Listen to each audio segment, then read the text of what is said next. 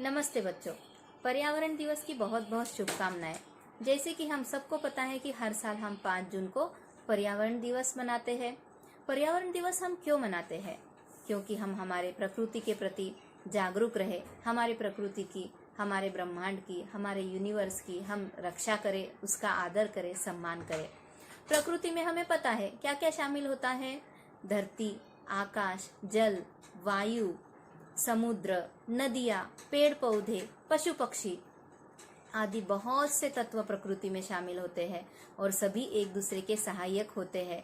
इसीलिए हमें मनुष्य जीवन जीने के लिए प्रकृति की रक्षा करनी बहुत जरूरी है। लेकिन आज वर्तमान काल में क्या हो रहा है?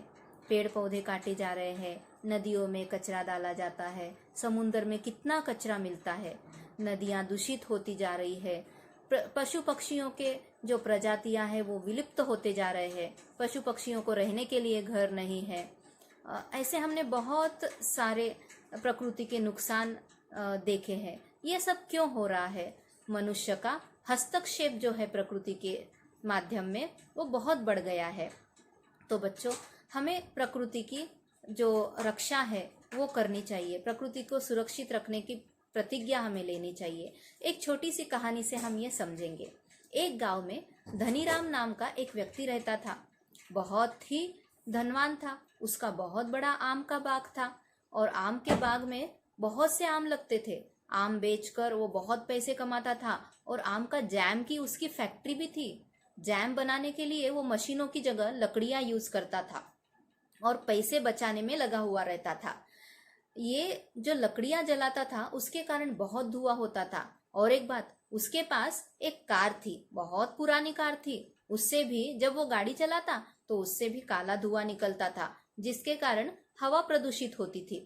गांव के सभी लोग उसे समझाते थे कि तुम्हारा यह लापरवाह स्वभाव और लालची स्वभाव तुम बदल दो, लेकिन वो किसी की नहीं सुनता था। एक बार उसका पड़ोसी चंदन उसके पास आया। चंदन ने उसे कहा कि धनीराम, ये जो तुम लकड़ियां जलाना बंद कर दो, इसके कारण गांव में बीमारियां फैल रही है, वायु प्रदूषित हो रही है और हमें तो पता है कि वायु शुद्ध करने के लिए, हवा शुद्ध करने के लिए ऑक्सीजन की जरूरत होती है और ऑक्सीजन हमें लकड़ियों से मिलता है। जब पेड़ ही नहीं रहेंगे तो हमें ऑक्सीजन कहाँ से मिलेगा? लेकिन वो बोलता था कि मेरे एक से क्या होने वाला है और मैं तो धुआं नहीं करता हूँ। ऐसा कहकर वो बात टाल देता था। तब चंदन ने सोचा कि उसको उसके ही तरीके से समझाना चाहिए और उसने दूसरे ही दिन से उसके बाग में कचरा डालना शुरू कर दिया।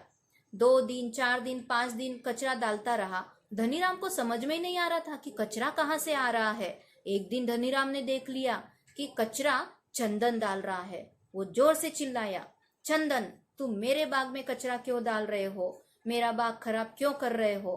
पता नहीं है कचरा डालने से बाग की जमीन खराब हो जाती है, जमीन बंजर बन जाएगी तो पेड़ खराब हो जाएंगे, आम कहाँ से लगेंगे? तब चंदन ने कहा कि मेरे एक कचरा डालने से क्या हो रहा है? क्यों, गांव नहीं है? गांव में कचरा डालो। गांव में तो सभी लोग कचरा डालते हैं। मैं एक यहाँ पे कचरा डाल रही हूं तो क्या हो रहा है? ऐसा कहकर चंदन ने उसे चुप करा दिया। लेकिन जब धनीराम ने कहा कि नहीं, ये ऐसा नहीं हो सकता, तो चंदन ने कहा, तुम लकड़ियां जलाना बंद कर दो, मैं कचरा डालना बंद कर दूंगा। तब धनीराम को समझा कि सिर्फ कचरा डालने से उसका एक बाग खराब हो रहा है तो वायु प्रदूषण से पूरा गांव खराब हो सकता है, वायु प्रदूषित हो जाएगी, सब जो भी बीमारियां हैं वो फैल जाएगी। इसीलिए हमें बच्चों हमारे प्रकृति को सुरक्षित रखना है। ज्यादा से ज्यादा हमें सोचना है कि हम पेड़ लगाए, वायु प्रदूषित ना करें, कचरा कूड़ेदान में ही डालें। ये सब चीजें हमें समझनी चाहिए और हमारे प्रकृति को हमें सुरक्षित रखना चाहिए। तो बच्चों, हमारे उज्जवल भविष्य के लिए, हमारे अच्छे भविष्य के लिए हम आज प्रतिज्ञा लेते हैं कि हम हमारी प्रकृति को सुरक्षित रखेंगे। चलो इस धरती को रहने योग्य बनाएं, सभी मिलकर विश्व पर्यावरण दिवस मनाएं। धन्यवाद।